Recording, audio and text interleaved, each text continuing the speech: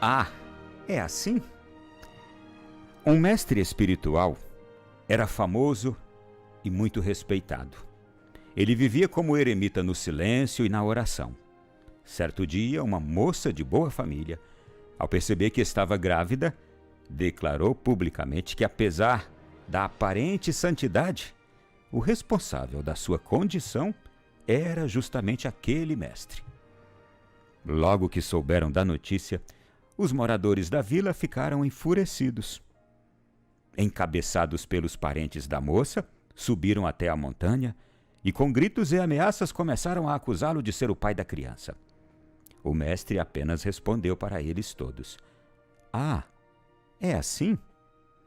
Mais tarde, quando a criança nasceu, ele a pegou, alimentou-a e cuidou dela, dando afeto e carinho como se o filho fosse realmente dele. Cerca de 2 anos depois, a mãe, vencida pelo peso na consciência e pelo remorso, confessou que o pai da criança não era o mestre, mas um jovem da aldeia. Com essa revelação, os moradores se sentiram envergonhados e, mais uma vez, encabeçados pelos familiares da jovem, subiram o monte. Dessa vez, para pedir desculpas com longas declarações de arrependimento por ter maculado o nome daquele mestre. "Ah, é assim?" Foi só o que o mestre respondeu. O homem de poucas palavras. O mestre, venerado por aquela pequena vila, respondeu tanto a uma acusação inverídica sobre a sua personalidade com essas poucas palavras, como também a respondeu com as mesmas palavras depois que foi alvo das desculpas e arrependimentos de todos que o acusavam antes.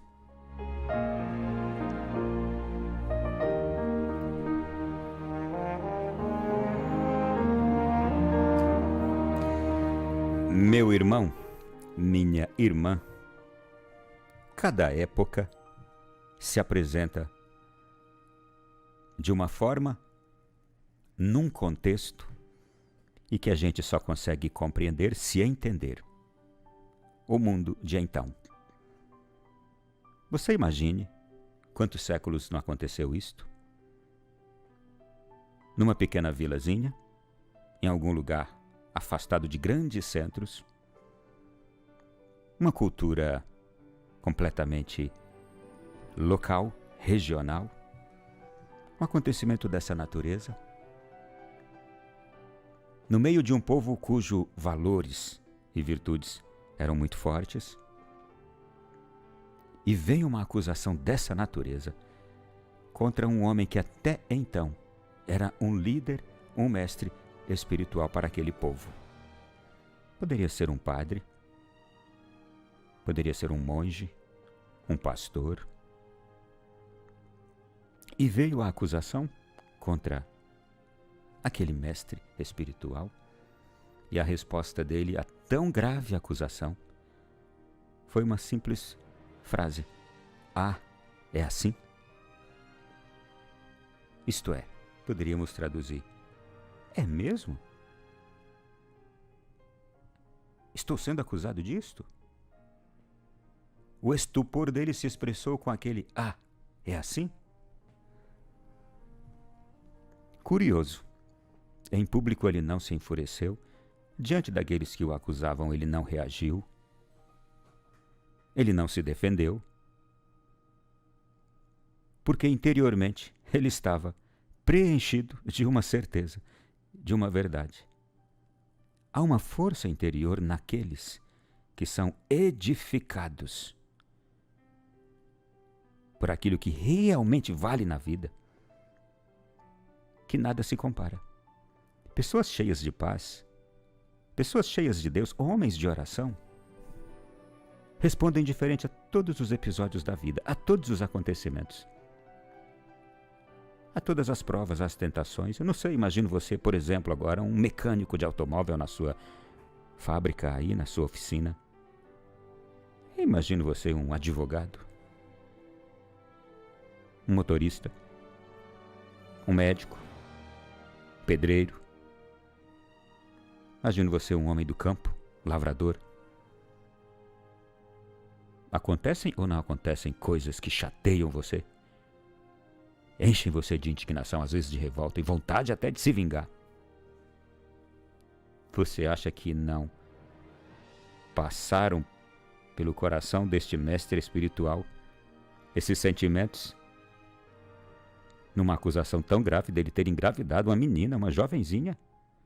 Ele com uma vida inteira construída, só fazendo o bem para as pessoas, ajudando-as, orientando-as, vendo aquele bairro crescer ali em admiração a ele, e receber uma acusação dessas de uma menininha, e o povo acreditou logo.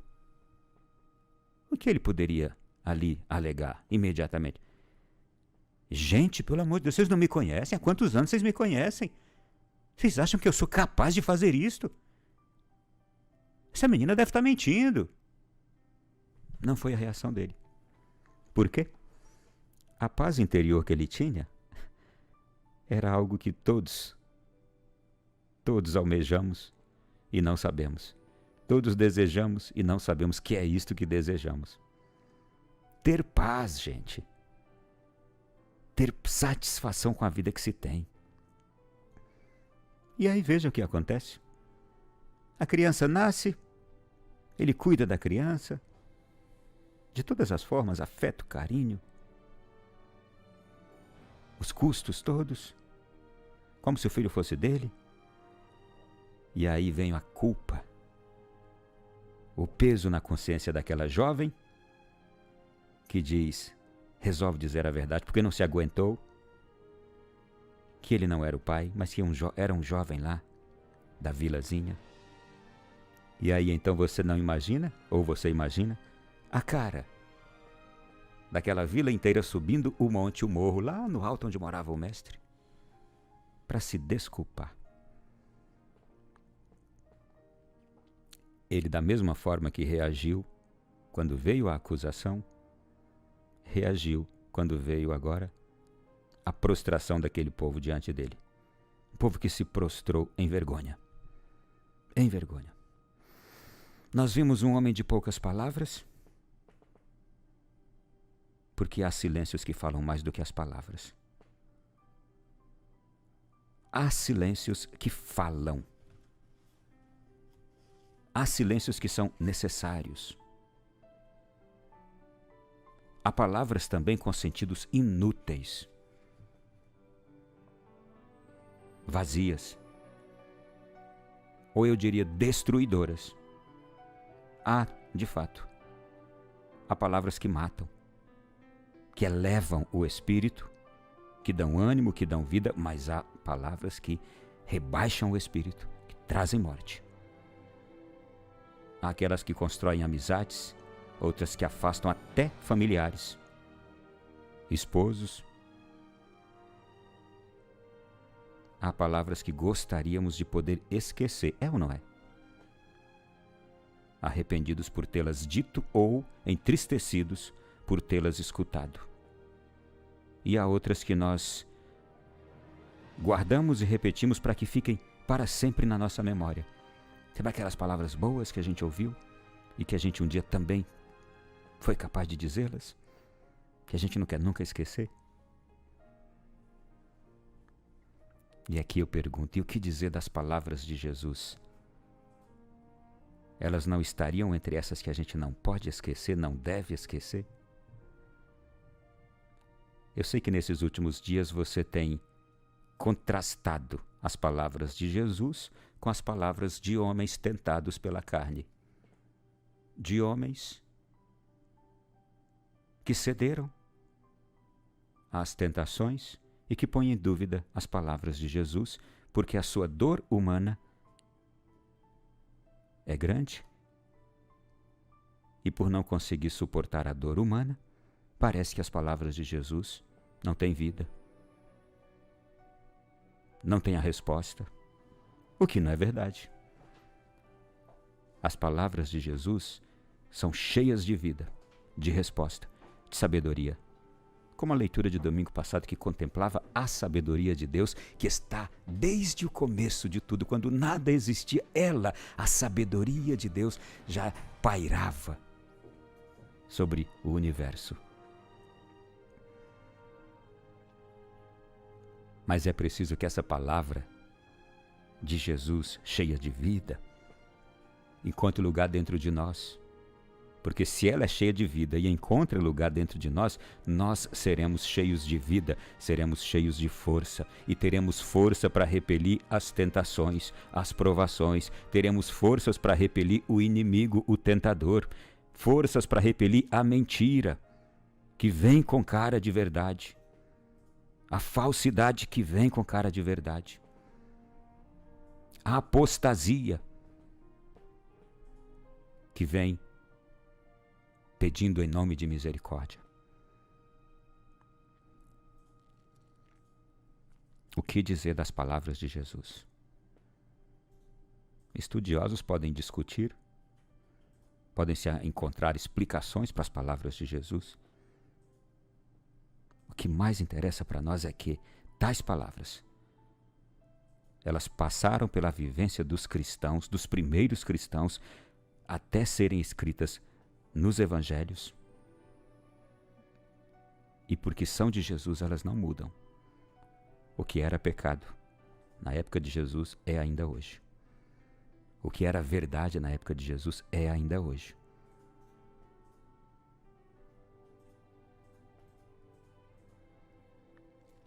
Então, diante hoje da atitude desse mestre espiritual, eu gostaria de dizer que enchemo-nos das palavras de Jesus. E assim a gente encontrará força para repelir qualquer pensamento mundano, qualquer argumento mundano.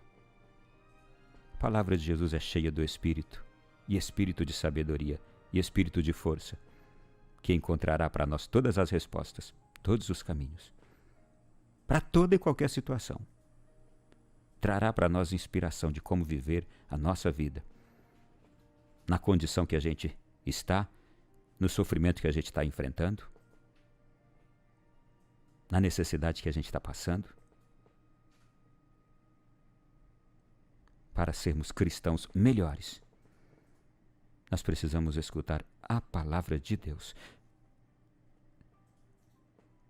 Deixar que a palavra de Deus fale mais do que qualquer outro ensinamento humano, qualquer outra palavra humana, de quem quer que seja.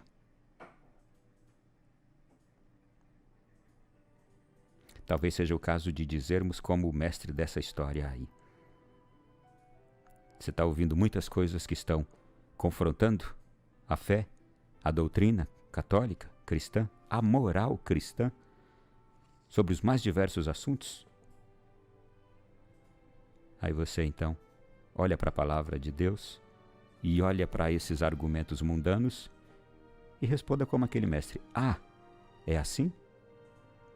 Estão tentando me fazer desacreditar da palavra de Deus para acreditar nos argumentos humanos, mundanos? Ah, é assim?